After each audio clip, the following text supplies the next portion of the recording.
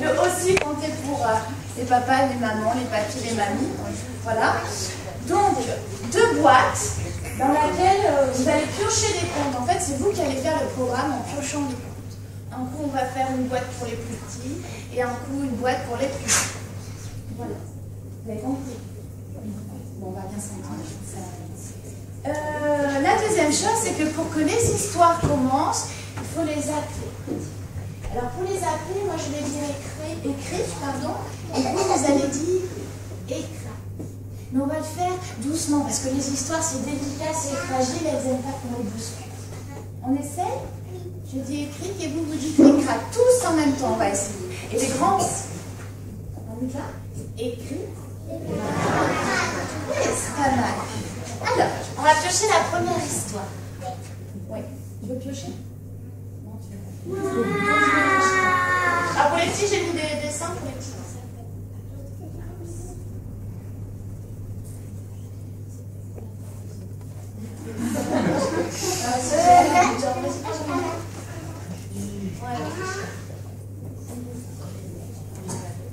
Celle-là, elle est participative, alors c'est mieux. Alors, regarde, c'est quoi? Mais ça commence bien parce que ça commence avec la guitare.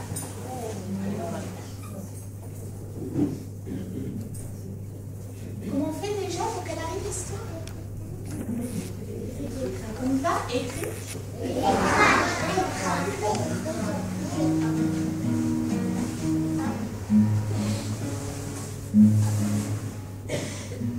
Il était une fois un pays. Et puis dans ce pays, il y avait une forêt. Et c'est pas tout. Non, dans cette forêt, il y avait un chemin. Et sur ce chemin, il y avait un lapin. Mais alors un lapin très fatigué. Parce qu'il avait goûté des contes toute la nuit. Alors il était pressé de rentrer chez lui. Et alors il s'est bien sauté. Et abondé. Pour arriver de plus en plus vite devant son terrier. Il est arrivé. Et là il y avait le terrier. Il s'est mis devant. Mais là, à l'intérieur. Non, il y avait 2 gros yeux rouges. Puis aussi, il y a quelque chose qui bouge. Le lapin n'est pas très courageux, mais il s'est quand même mis devant le terrier. Il s'approchait. Il dit il y a quelqu'un? Et là, il y a eu un silence terrible. Et puis, il y a une voix encore plus terrible qui a répondu. Je suis la chèvre biscornue. Et j'ai le corps très pointu. Si jamais tu t'approches de moi, tu finiras tout rapla-pla. Alors il a peur. Lapin, il a peur. Il est effrayé, il est vraiment terrorisé. Alors il a dans tous les sens. Tellement loin qu'il arrive devant chez son ami le coq. Son ami lui dit mais qu'est-ce qui t'arrive? Le lapin il lui rate. Alors le coq il dit oh t'inquiète je m'en occupe. Ils sont tous les deux devant le terrier. Le coq il s'est mis devant le terrier. Il a fait Cocorico. Vous avez vu comment je fais bien le coq? On le fait ensemble le coq. 1, 2, 3 Cocorico. Et dis donc la grosse bête, il faut que tu sortes de ton terrier parce que le lapin il peut pas aller se coucher.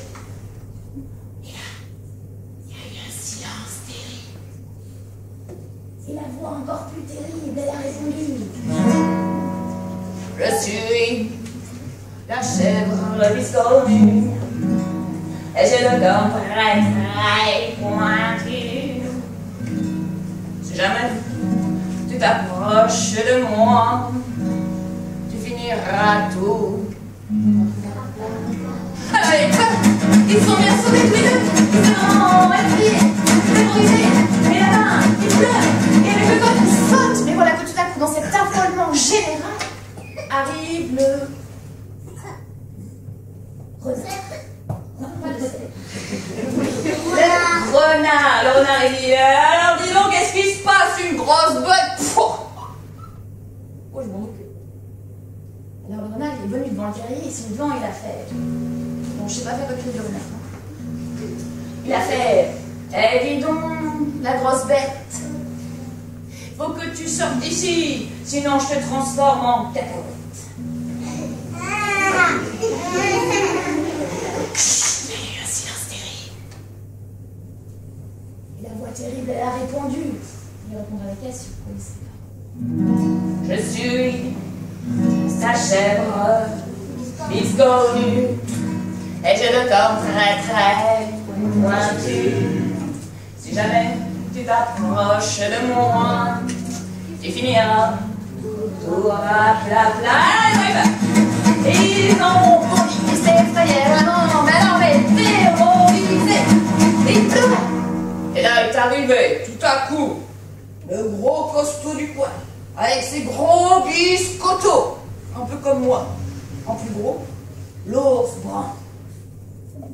Il a dit, ouais, attendez, pas de problème, je m'en occupe. Il s'est mis devant le terrier. Il a dit, dis donc, si dans 3 secondes et demie t'es pas sorti d'ici, je te transforme en spaghetti. Il y a eu un silence terrible. Et alors là, la voix, elle a répondu encore plus terrible que jamais. Je suis la chèvre, et j'ai le corps très très.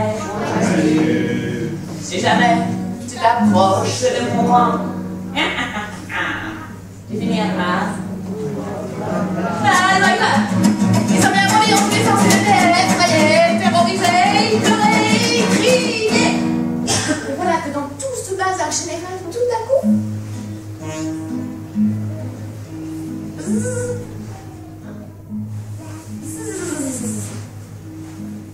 d'abeille qui arrive. Elle a dit, bah alors, qu'est-ce qui se passe, les gars? Moi, je peux peut-être vous arranger ça. Oh, alors les autres, quand ils l'ont vu, ils ont bien rigolé, parce qu'ils étaient costauds, une petite habillée comme ça, ça ne peut rien faire. Ça ne peut pas aider. Hein? Alors, l'abeille, elle ne s'est pas laissée démonter, elle a pris son élan, puis elle est partie d'avant en avant, elle est rentrée dans le carré de biscornu. Et elle a piqué les pattes de biscornu, et elle a piqué la tête de biscornu, et elle a aussi piqué ses fesses, et puis elle a aussi piqué ses corps, et dedans on entendait aïe, ouïe, pique, aïe, ouïe,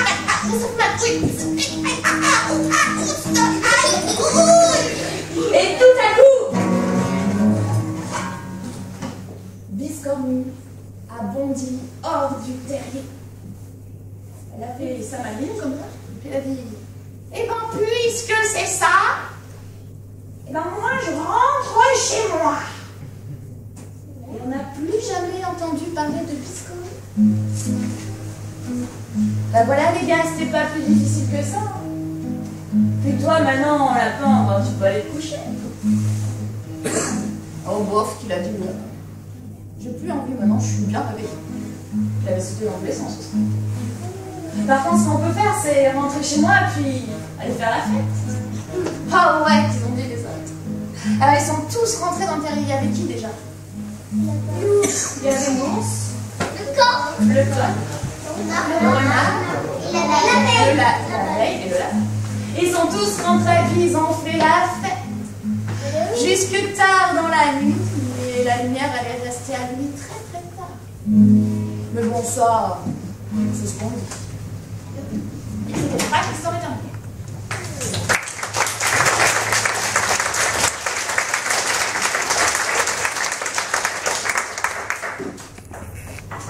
Allez, on finit pour les plus grands maintenant. Que de mal levé. Allez, vas-y. Voilà, c'est écrit.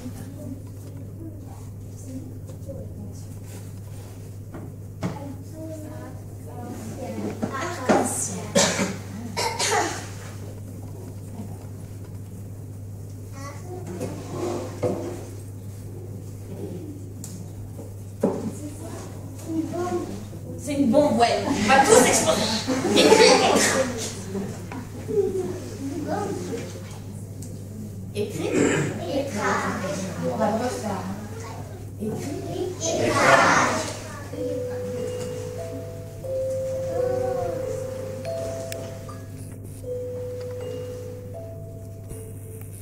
C'était avant que le monde ne soit ce qu'il est. À ce moment-là, il était recouvert d'une lourde et impénétrable foule. Personne ne s'y aventurait parce que figurez-vous que, à cette époque-là, dans ce monde-là, il y avait des géants qui habitaient. Des géants terribles, qui se nourrissaient d'argile et d'eau salée. Ils étaient d'une énergie incroyable et d'une intelligence. La personne n'y allait. Mais surtout, ils n'avaient peur de rien. Enfin, ça, c'est ce qu'ils croyaient. Ce matin-là, alors que Turunkana, leur chef, est en train de prendre son bain, voilà que soudain, face à lui, il voit arriver une jeune fille qui est en train de courir. Elle est affolée, elle est terrorisée. Oh, qu'est-ce qu'elle est belle! Elle porte une très belle robe aux couleurs de l'arc-en-ciel et puis il y a des nuages qui retiennent ses cheveux. Mais alors, elle est aussi belle qu'elle est petite. Mais elle est affolée, elle est terrorisée, elle arrive vers Turunkana, elle lui dit « S'il te plaît, je t'en supplie, Turunkana, aide-moi, il y a là-bas l'horrible singe Mandchourou, il est énorme, il est gros, il est noir, et il veut m'emmener, il veut faire de moi sa prisonnière, il faut que tu m'emmènes. » Alors Turunkana, il a baissé sa main comme ça, arc-en-ciel. Elle a sauté à l'intérieur. Et puis elle s'est transformée en une minuscule pelote de laine aux couleurs de l'arc-en-ciel. Turunkana a à peine eu le temps de fermer son poing qu'aussitôt. Oh, vite! Vite, il faut nous dépêcher! Je sens que l'horrible singe Mandchourou est là, je vois ses yeux qui jettent des éclairs rouges. Vite, il faut partir! Et alors Turunkana est parti à grands pas. Voilà que la forêt tremblait sous ses pieds. Il y a même des hordes d'oiseaux qui s'en allaient en entendant arriver. Il court prévenir son peuple. Et malgré sa force, quand il leur parle, il a peur. Vous hommes, vous connaissez Mandchourou et il est revenu. Vous savez que c'est une vraie menace pour nous. Et si jamais il me tue, moi, Turunkana, votre chef, eh bien la race des géants disparaîtra à jamais. Ouais. Alors pour la première fois, ils ont eu peur. Ils ont eu terriblement peur. Et la nuit est arrivée. Ils en ont profité pour aller se réfugier dans une grotte. Ils étaient tous là, tous les géants étaient là autour de Turunkana et l'arc-en-ciel qui était encore dans son poing. Mais il ne fallait pas dormir, il ne fallait pas fermer les yeux, non. Parce que sinon, l'horrible singe Mandchourou risquait de venir tuer Turunkana. Et alors, il n'y aurait plus de géants? Oui, mais c'est dur. Cela fait un mois qu'ils tiennent bon, cela fait un mois qu'ils ne dorment pas. Jusqu'à ce soir-là, où les géants, harassés par la fatigue, ont fermé les yeux. Oh, bien malgré eux, pas longtemps, hein. Le temps d'un battement de paupières, peut-être. Et cela a suffi. Voilà que Mandchourou, lui, il était caché dans un arbre, juste en face de la grotte.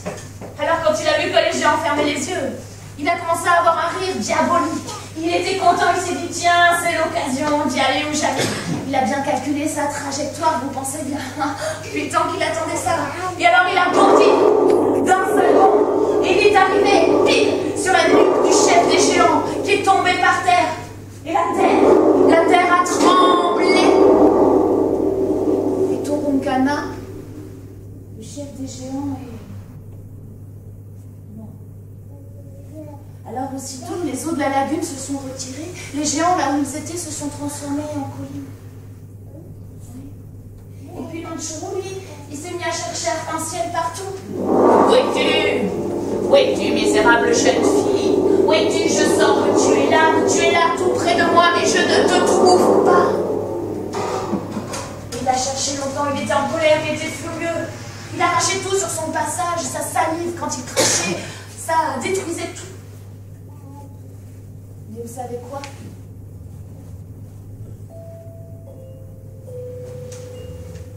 Mandchourou n'a jamais retrouvé Arc-en-Ciel. En effet, comment aurait-il pu savoir qu'elle s'était changée en une minuscule pelote de laine? Et quand Turunkana est tombé, il a ouvert son poing. Et Arc-en-Ciel, elle s'est mise à se dérouler, toujours plus loin de montagne en forêt, à se dérouler de rivière en plaine. Et partout où il y avait du gris, elle a déposé ces formidables couleurs de l'arc-en-ciel.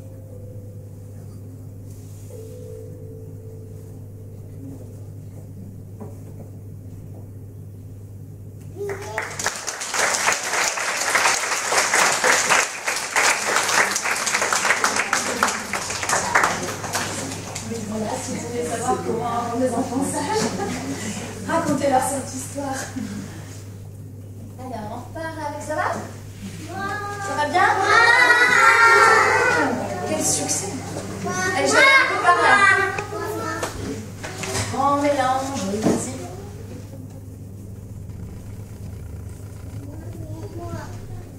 Non, c'est pas grave, c'est du dessin. Ah, c'est quoi? C'est presque un canard. C'est pas mal un canard, c'est une... C'est une noix.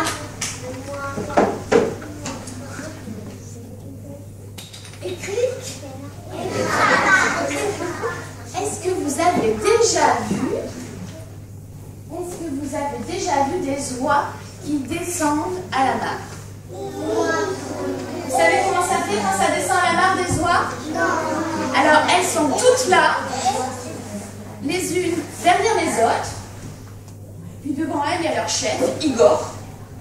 Puis elles descendent au pas. Igor, il est devant et il mène la cadence. Alors quand ils descendent à la mare, ça fait comme ça. 1, 2. 1, 2. Allez les filles, on va à la mare. Rigole pas, Igor. 1, 2. 1, 2. Et comme ça, elles arrivent jusqu'à là. En ordre. Bien ordonnées, les unes derrière les autres, il n'y en a pas une qui dépasse. Il n'y a pas une plume qui dépasse. Et ce matin-là, ils vont à la mare. Igor, il est devant, et il fait 1, 2, 1, 2. Et voilà que tout à coup, dans ces 1, 2, il entend 1, 2, 1, 2. Stop les filles, on arrête. Qu'est-ce que c'est que ça? Il y en a une qui marche pas ou pas? Ouh, ça c'est pas possible. Alors Igor, il les a installés toutes, une après l'autre. La première, il lui dit, est-ce que c'est toi qui fais ça? C'est pas toi. La deuxième, c'est pas toi. Il fait toutes les oies comme ça jusqu'à la dernière. Et arrivé à la dernière, il lui dit, est-ce que c'est toi? Ah, c'est toi! Tu marches pas ou pas? Tu t'en vas!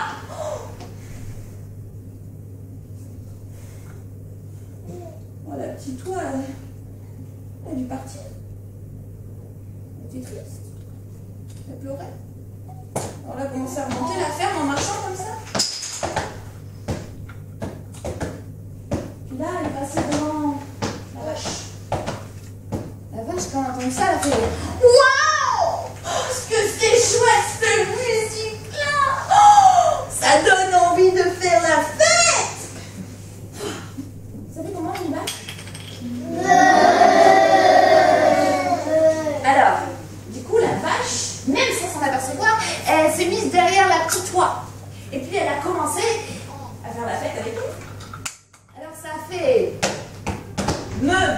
Faites avec moi. Il y en a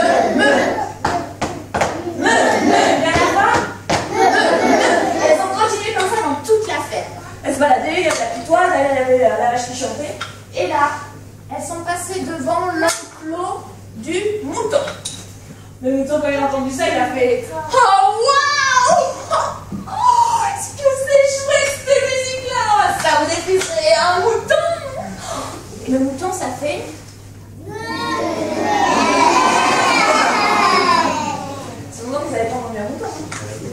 Ça fait bé. Alors du coup, le mouton, il s'est mis derrière la vache.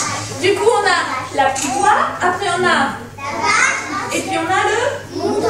Allez, on y va, tous ensemble. Bé.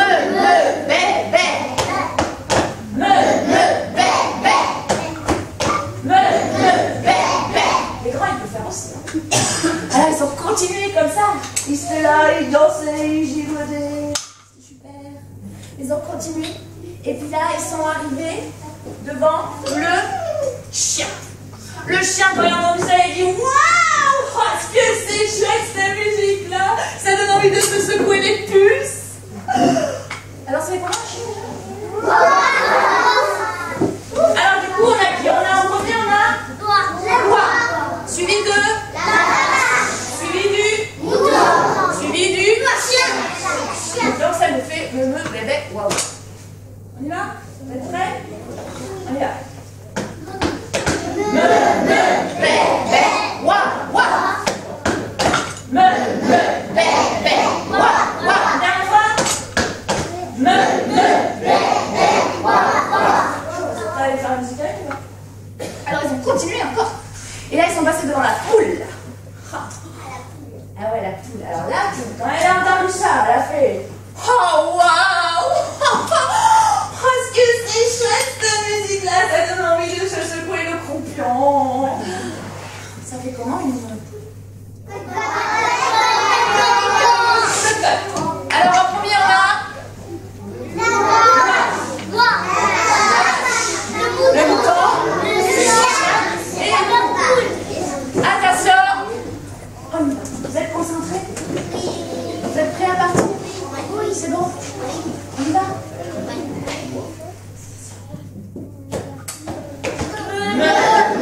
Bébé, wa, cote. Bébé, wa, cote. Une dernière fois.